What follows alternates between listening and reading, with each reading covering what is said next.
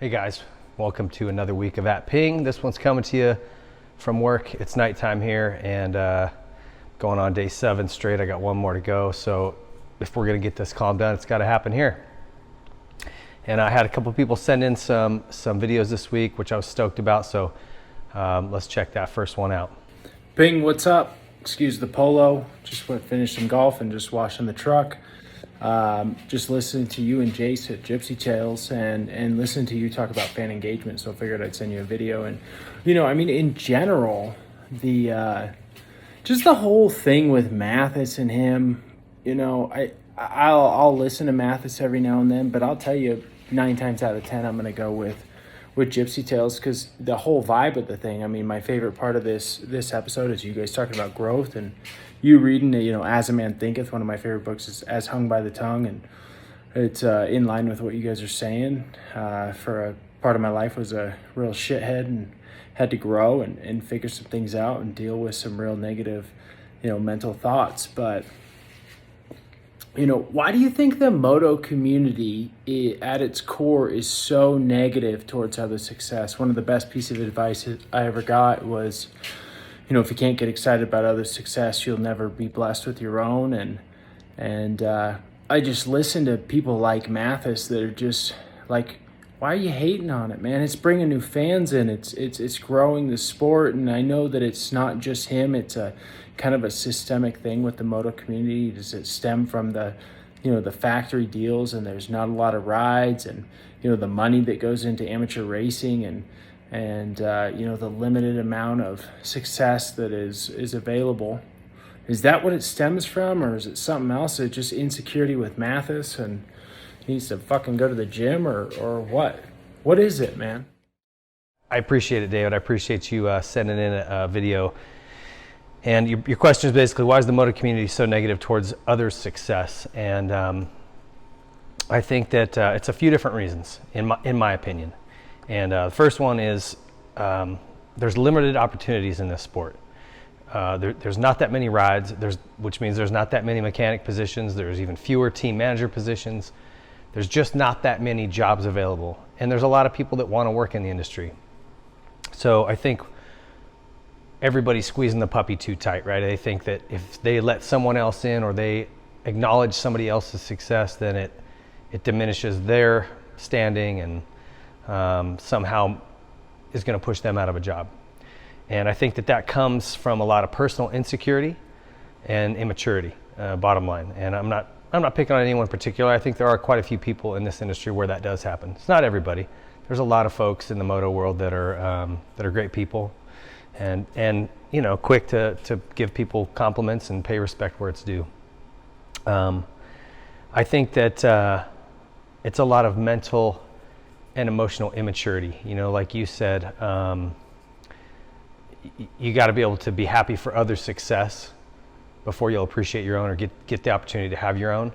And that takes some time to grow into. But I think it's super true, and I think it's telling about a person when they can't be happy for somebody else and acknowledge when someone else is doing a good job at something. So I'm glad you worked through your stuff. I would just say maybe give people some grace to get through theirs. Maybe they're still growing and still working through it. It's a young sport. It's a lot of, for the most part, younger people. And maybe takes some people longer to kind of figure that stuff out. So anyway, I don't want to crap on anybody in particular, but there is some of that going on in our sport, and it's a shame. So I'm growing. I was probably there at a point early in my career, and I'd like to think that I've kind of grown through that and gotten better. But anyway, I appreciate you sending in the letter, man. Cool polo, dude. I'm not even sweating it. Headphones look tight. Nice work. Thanks for sending that in. The next one comes from John. Let's just know what he's got to say. Evening, Ping. John Lopp here, coming from Engine 12 in Louisville, Kentucky. 2 things, if I may. One, what do you think if they ran the Supercross series as normal, and then they ran the Motocross series as normal, but interlaced between the 2 series is an overall championship? So you find your best Supercross racer, you find your best Motocross racer, but then you also find your best dirt bike racer, period. I think if you put enough money into that overall championship, and compensate these guys for their effort, you would maybe attract some new sponsors. You might make motocross a little bit more prevalent in America again. You might even attract some foreign talent. What do you think? 2, I was born and bred riding off-road, and I love it. Would you ever come out to the Ironman GNCC? I think people would love it if you came out there. It'd be pretty cool. Anyway, you got to go. About to storm like hell, and we're going to be on wires down all night long. Be well and stay safe. Well, John, thanks for sending that letter in out there in Kentucky. I appreciate it. You know, there actually was that exact thing you're talking about. It was called a Grand National Champion back in the 80s, and used to have a blue number plate with a yellow number, and that signified the guy who won that Supercross and motocross, had the most points in both of those and won that championship. Wrangler sponsored it. It was bitching, and I think it'd be great if they brought that back. Even if it wasn't money, you know, if you just had something that signified that you won it, and there was just some pride that went along with it, I think that it would make like an interesting addition to the series. So I dig that, man. I'd love to see it. And second thing he asked about is off-road races. I've done a couple, and they kicked my ass, dude. I did Palatka GNCC in the pro class on a borrowed bike that had worn out grips and a freestyle seat. It was a CR250. It was not the most fun experience I've ever had. I finished, but it was rough. And the palmetto roots and the sand and the swampy stuff kicked my ass bad.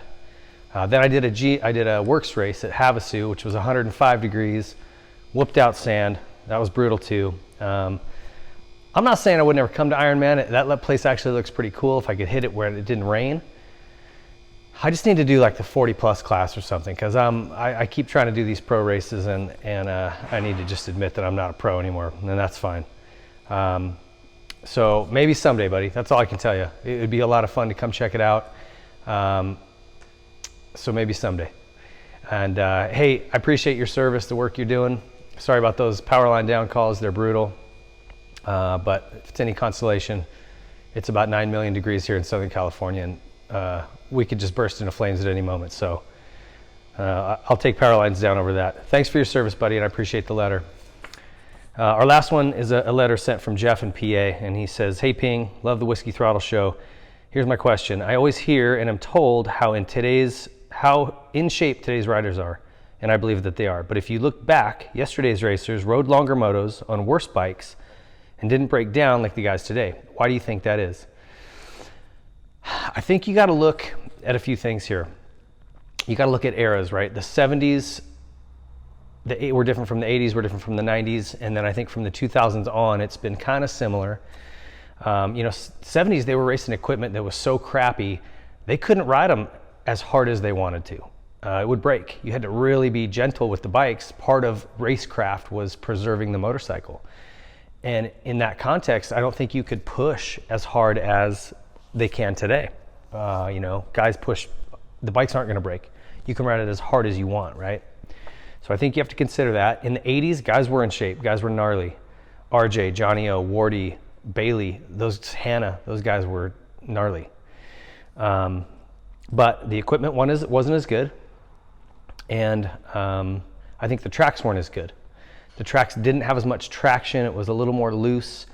And if you have two tracks that are identical, except for one's got tacky, sticky dirt and one is hard, slick, but the weather's the same, conditions are the same, you will get way more tired riding that tacky track, because you can push really hard and put more effort out. On that slick stuff, you've got to be a little more finesse, be a little easy on things. You're going to get more tired racing that tacky dirt. And I think that's where we're at today. We've got just better, stickier conditions, which is better for spectating and things like that. But it does make it more physically demanding. Plus, back then you had 40-minute plus 2-lap motos. And I don't care who you are, in that kind of stuff, guys will pace. They will pace themselves a little bit. Where now it's more of a sprint. Guys are going 35 minutes flat out. There is no pacing yourself. There's no settling into a rhythm. You go 100%. So I think that those are kind of the things that you got to look at when we're talking about that. And there's been eras, when Ricky came along, he changed everything again.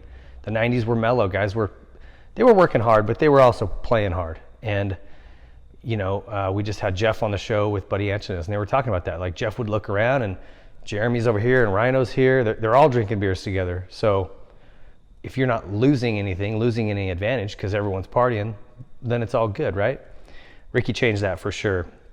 So I just think at the end of the day, better equipment, better tracks equals more output. The riders have to put more in. They can put more in, and that's going to make it more tiring. That's the bottom line on that.